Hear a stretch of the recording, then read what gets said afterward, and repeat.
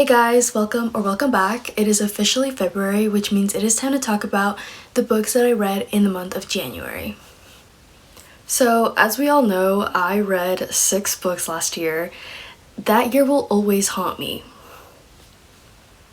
But I read 11 books this month, and I honestly loved so many of them. So this was such a good reading month. I feel like it's a great way to start the year after such a rough reading year last year.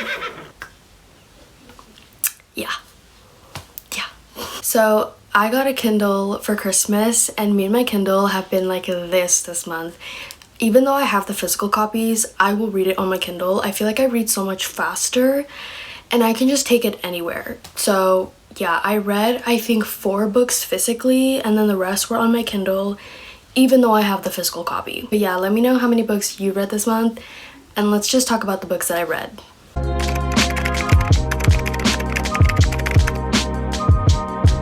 The first book that I read this month was Hooked by Emily McIntyre. This is a dark romance that is essentially, this is a Captain Hook and Wendy retelling. But before you go into this, it is not a fantasy, it is strictly romance. If you know any Captain Hook and Wendy retellings though that are fantasy, please let me know because I want a book like this. The book follows James Hook, who is a mafia leader, I believe. I don't really know much about the plot because it's not necessarily there, but he has a vendetta against Peter, who is Wendy's dad, and the way that he wants to get revenge on him is by dating his daughter and breaking her heart. Surprise, surprise, they fall in love. I went into this knowing that it was a dark romance, and I'm not really a dark romance girly, so it caught me off guard, even though I knew it, that she still somehow forgave him after everything he did. And I expected it to be like Wattpad-y, but honestly it was written really well. And although it was mainly focused on the romance and it didn't have like a strong plot, I still really enjoyed it, and the plot wasn't as like ridiculous as I thought it would be. I ended up giving this book 3 stars, and listen, that's not a bad rating. I had so much fun reading this. I just have not thought of it since I've read it. I honestly kind of forgot that I read this, but I definitely recommend. It is the first book in a series. I just don't think I'm gonna read the rest of the series. I was mainly just intrigued by the Captain Hook and Wendy retelling. Overall, this is a fun read, and I definitely recommend if you need like a palate cleanser after reading a fantasy. It was just so fun, and I love the chemistry and the tension between the characters. Just a good time. If you just want the vibes, it is there. The next book that I read was Shatter Me by Tahereh Mafi, and you know how people say that they wish they could read their favorite books for the first time again? I was able to do this, except I was really disappointed. I read this for the first time in middle school, I believe, and the only thing that I remembered before rereading this was that I liked Adam, and I just remembered that I loved this series, and I just had a great time reading it. But I stopped because originally it was just going to be the first 3 books, and then later on she came out with a second trilogy. Never got to it.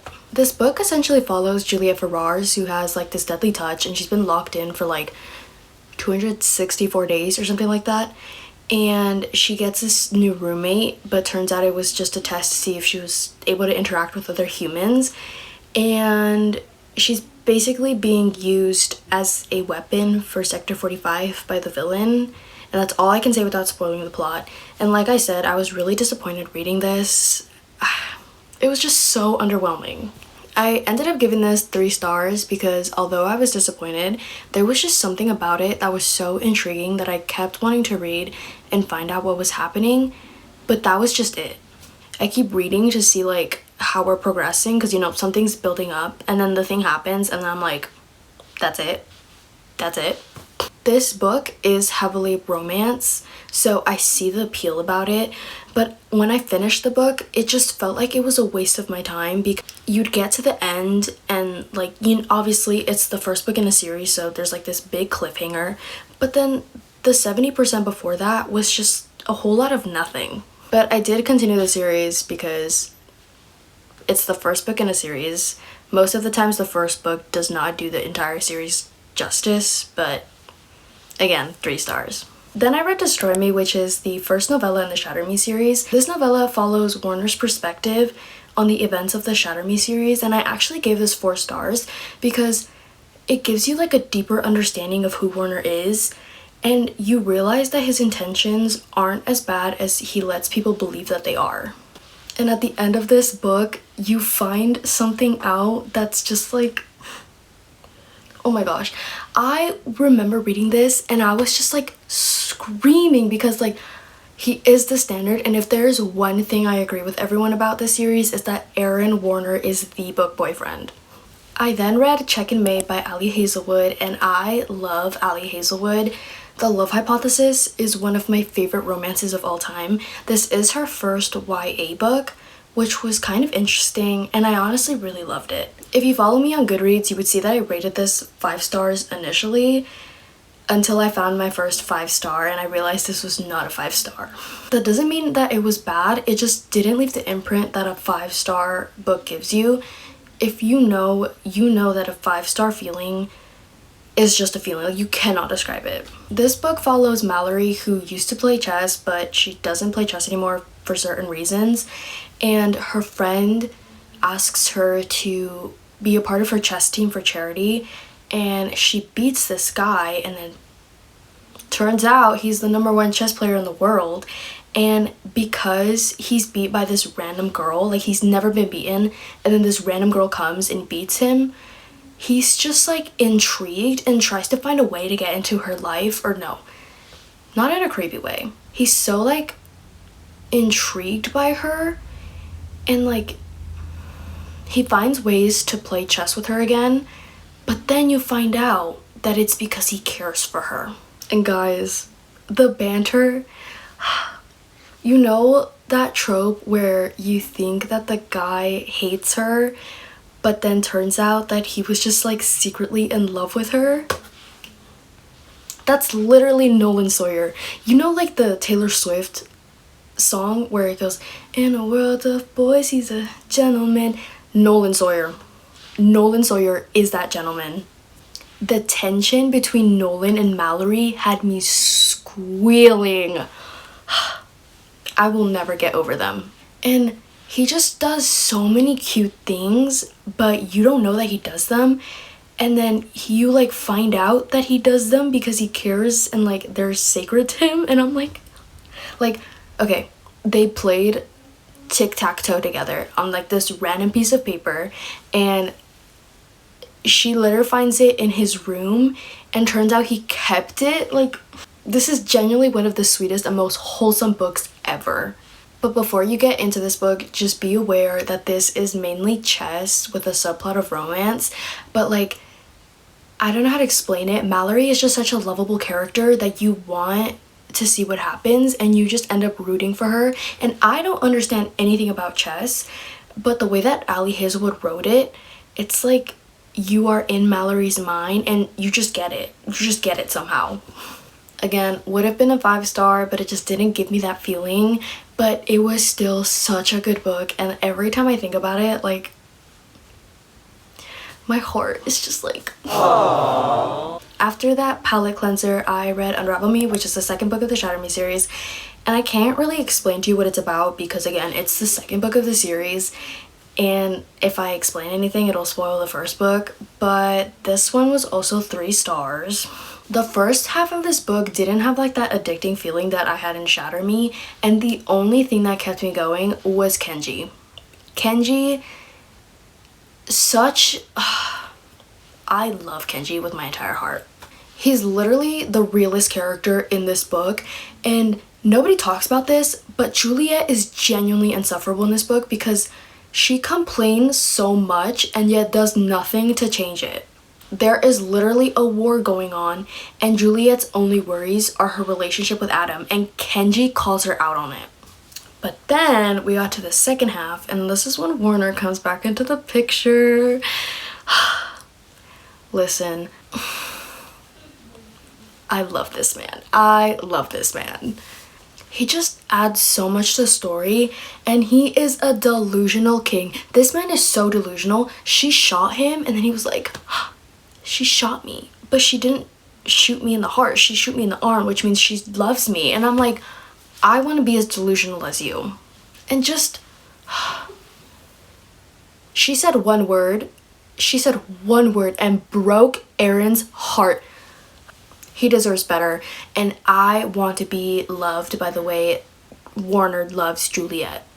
But I will never forgive her for saying that word to him. How dare you break his heart? And not only that, he had the ability to escape the entire time, but he did not escape because he wanted to spend time with her. I love him so much. Oh my gosh. I am not joking. I think about him to this day. To this day. I think about him on a daily basis. After this, I read Fracture Me, which is the second novella of the series. This was so unnecessary. And look, at this point of the series, I still loved Adam. And this novella is told in Adam's POV, and I did like him in this point. It was a complete waste of my time. Because towards the end of Unravel Me, the Juliet is separated from the group that Adam is with. And you know, like this novella was basically like his point of view, and I thought that I would get more, and it was literally the same scenes where Juliet was in, literally copy and pasted, except you just switched Juliet and Adam's names. Genuine waste of my time. The last 20 pages though were actually like after they were separated, and I did enjoy these. I literally almost cried for this one character. I was literally jump scare. If I lost that character, absolutely not. So yeah, I gave this 2 stars just because it was only worth it for the last 20 pages, but before that, it was literally copy and paste from Unravel Me. This is where things started progressing. I read Ignite Me by Tahir Mafi, the 3rd book in the Shatter Me series. This is literally everyone's favorite book of the entire series. And for a good reason. It gave everything that needed to be given. And this is the point where I hate Adam because... And the way... It's so funny because Adam would say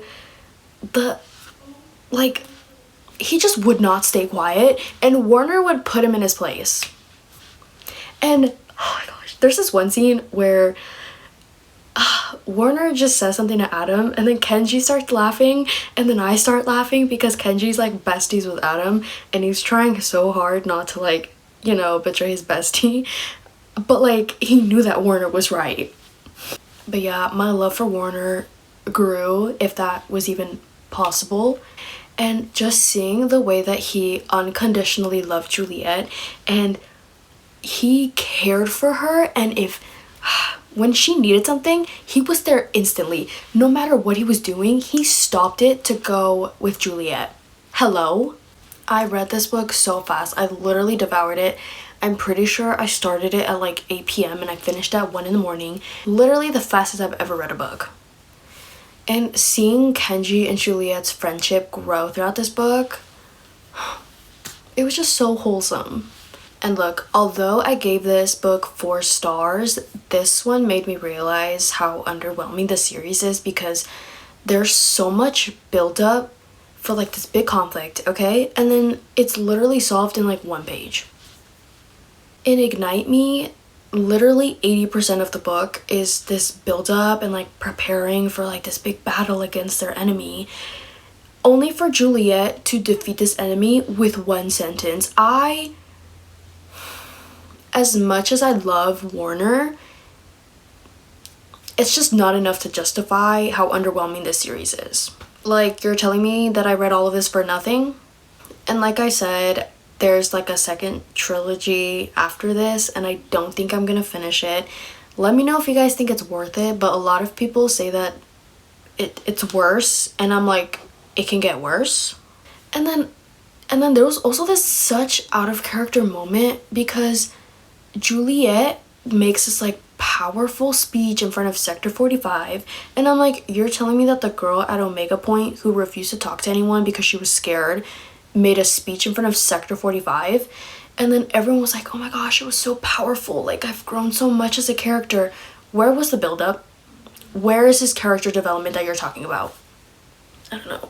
It was just so disappointing, and I'm very upset because I love this series. I like how I said that I had such a good reading month, and yet here I am hating the Shatter Me series for like half of this video. Here's another book that I was disappointed by. I swear I liked what I read this month, I swear. The next book that I read was Twisted Games by Ana Huang, and I love Ana Huang. She's one of my favorite, like, she's genuinely one of my favorite authors of all time. If you follow me on TikTok, she reposted my video and she commented on it. And I need you to send me the striker. I need you to send me the striker. Signed copy, please. I'm begging you. I'm begging you. If you ever watch this. If you guys who are unfamiliar with the Twisted series, it follows this friend group of 4 girls. And it's an interconnected standalone series. So each girl gets a book of their love interest. And Twisted Games is the second one of this series. It follows Bridget, who is a princess. And she ends up getting a new bodyguard. But then she has to go back to her kingdom. So we have a bodyguard romance, and it's forbidden romance. This was everyone's favorite book of the Twisted series, and I was so disappointed. I just didn't like it, and I'm gonna take up accountability. I read this it took me 6 months to finish this book. Like I said, I read this last year. What was last year? Yeah, okay?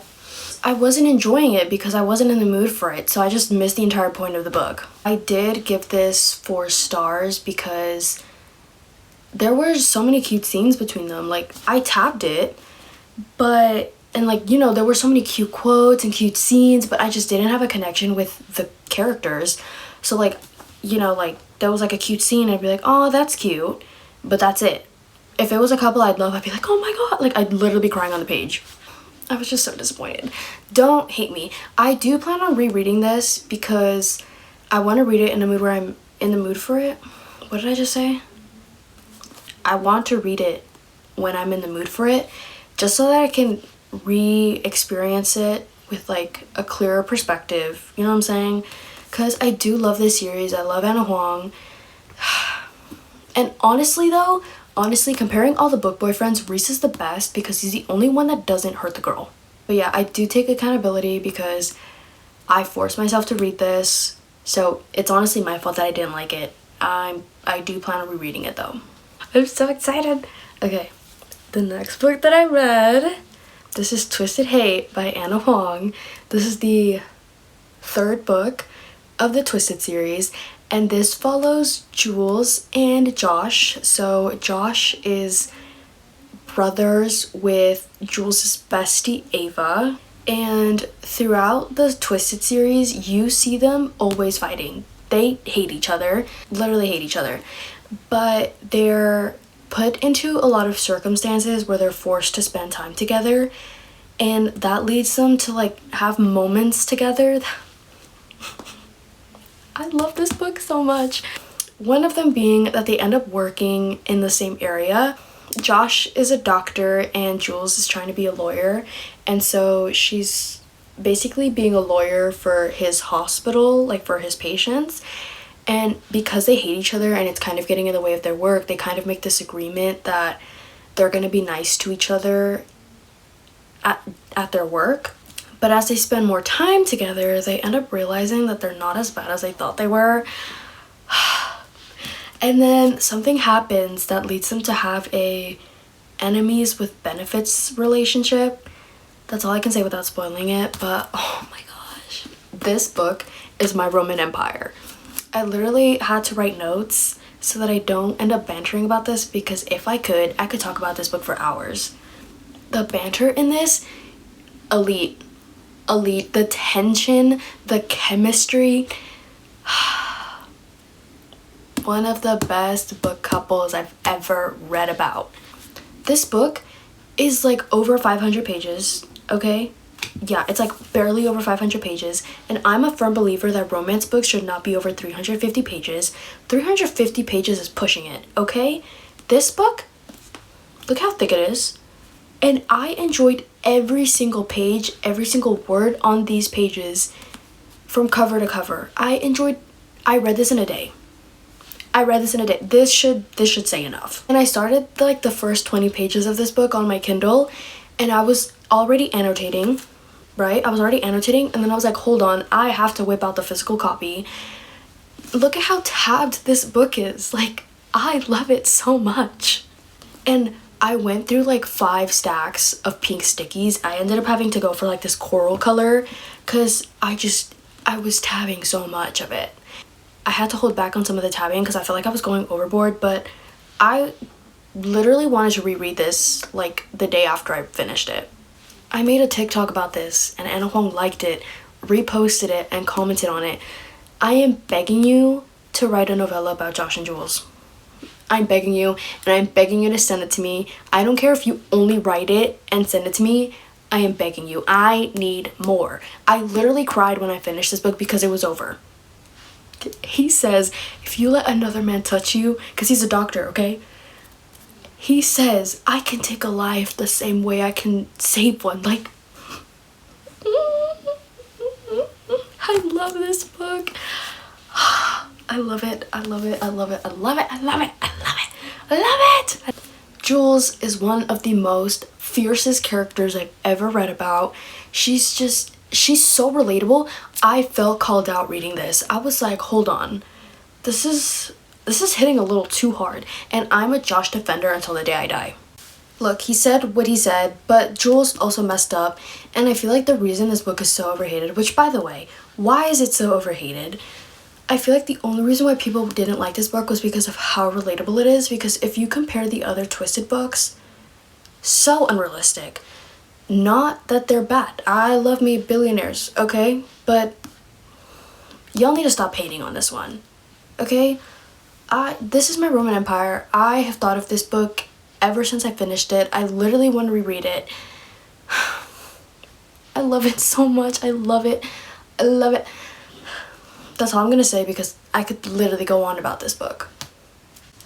If you're not gonna read the Twisted series, at least read this book. It's so good. It's so good. The second to last book that I read this month was Crown of Midnight by Sarah J Maas. This is the second book of the Throne of Glass series. Unfortunately, I cannot say much about this because I will spoil Throne of Glass. But I read Throne of Glass like over a year ago, but I just couldn't commit to a series, so I never continued it. I was literally a senior in high school going through college applications. There was just no time for me to read this. This book was even better than the first one. Selena is just such a comforting character because she's so powerful and she's so fierce, but she's also girly at the same time. Like, she cares about her hair and her nails while she's out killing people. Second book in, and I already feel so much comfort from this world and these characters. I love it. And then the one thing that was funny though was that Selena was literally out here saving the world, and then you just have Kale and Dorian in the background literally fighting over her. Not even fighting, they're just like beefing. Like, it's a one-sided triangle. Oh. So pick me. Choose me. Love me. I can't even take it seriously. Like, the way that Selena is so unbothered and they're over here like, oh my gosh, she's with Kale. Oh my gosh, she's with Dorian. Like, the ending literally gives me chills. I could literally cry thinking about it because it's just so epic. I was literally in awe, and this made me realize that Sarah J Maas is truly a mastermind because the way that the plot progresses and the little like things somehow end up connecting and pinpointing basically leads you towards the rest of the series, because after this book I have no clue what's happening in the rest of the series. And just, it literally, you could literally feel how it's the end of a chapter and the start of something new. I was crying. I could literally cry thinking about it, but it was just so, I'm so excited to continue the series. And like I said, it's barely the second book and I'm already so emotionally attached. I'm in for a ride. I don't know how I'm going to emotionally handle Kingdom of Ash. The last book that I read this month was The Assassin's Blade.